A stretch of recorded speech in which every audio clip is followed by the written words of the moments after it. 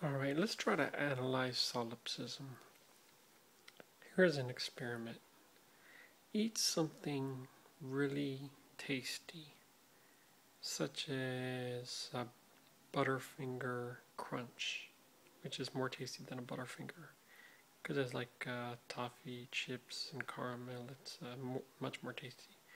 Eat one of those. Don't close your eyes, just eat it. Then eat it again, close your eyes, and eat it. See how the different experiences are. It is quite a big different experience. Because it's like kissing, which people don't kiss with their eyes open, they kiss with their eyes closed. Why is that, right? It's because to savor the experience, whether you're eating something so delicious or you're kissing a girl and you have to close your eyes. Now, if you ever kissed a girl like the first time and you have your eyes open and she's like, "Why is your eyes open?" You know, because once you close your eyes, you're both closing eyes. There's a connection. Same with when you're eating something delicious or drinking something, whatever food, close your eyes and you eat it or drink whatever. You savor the flavor.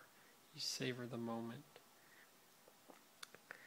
So let's go to like physical property and then mental property, right? So if you see sugar, you can smell it. Or if you see something that you can smell, it's not always how it is when you taste it. It's a different feeling, or different taste. Sometimes it's worse, sometimes it's better. Sometimes it smells bad, it tastes good. Sometimes it smells good, it tastes bad. You know, I think we definitely have to go, obviously, advance type 1 and go to space and find more about the brain and chemicals. Because if we came from chemicals, then either there is other chemicals in other worlds and other planets that we need to collect samples, and we need to find out how that affects the brain. Maybe it would affect our brain totally different if we injected those chemicals from other worlds. Maybe we would be, who knows, we could have like fourth dimension brain. We could have, but I'm sure they probably would test on rats or monkeys, since they're the closest ancestor. What scientists would do, unless it was totally safe. Maybe we could have ESP. Maybe we could have telepathy. We just don't know. Is other planets, other worlds? Who knows, right? So that's why we really have to evolve the type 1 and get samples and find out more about the brain. But going back to the brain now, since we're not even at that state yet in the type 1 or even planning on going to other planets or other worlds, let alone we don't quite have the technology yet. We just have our blueprint for the NASA warp drive. But alright, so we can't explain all the answers now, but we can explain some stuff.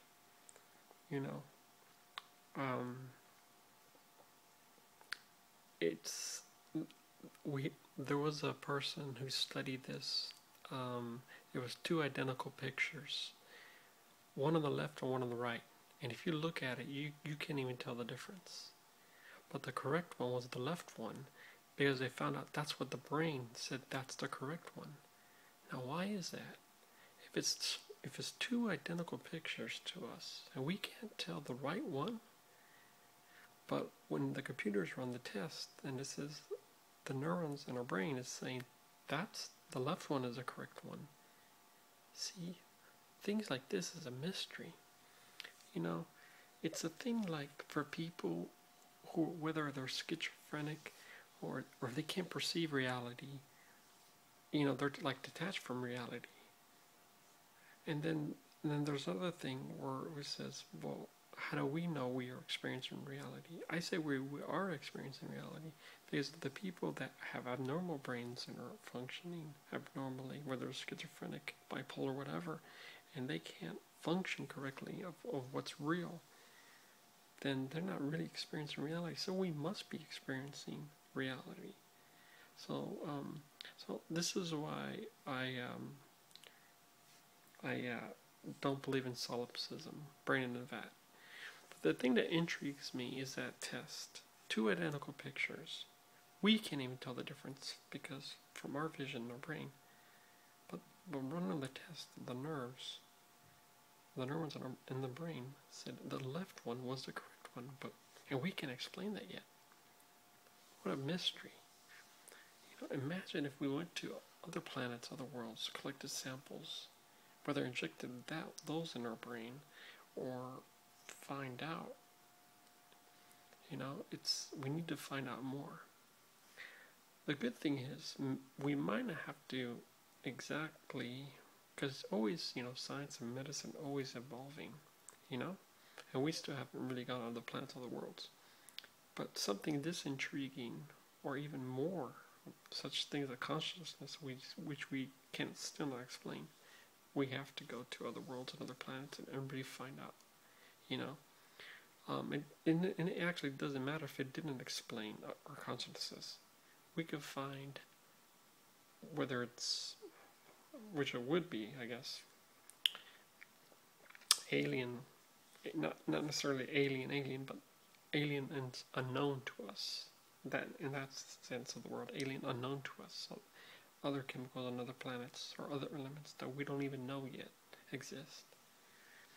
And we need to take all this information, take it to the lab, research it, and see what we can find. And who knows, if it's so advanced, it could cure diseases. It could even possibly explain more about our brain and consciousness. You know? I'm not going to say that consciousness and the brain would never ever be explained if we don't go to the other planets, other worlds. But we might be able to explain it faster if we did. And we definitely could start saving more lives quicker, especially all the people who have died for cancer, you know? Because think about it, if we came from chemicals, if we developed, you know, for billions of years, acids, proteins, molecules, then other planets, other worlds, are going to have totally different ones. And possibly aliens out there, and different civilizations and different species. So things, you know, that we can't comprehend now, since possibly like telepathy or ESP or X-ray vision or just a super amazing, some people are actually what do you call it? Have photographic memory. They can just remember tons of things, even not even things present, even things years ago in detail. That's amazing. That's why all our brains are not created equally, you know. Some people born super smart, have photographic memory. They can just remember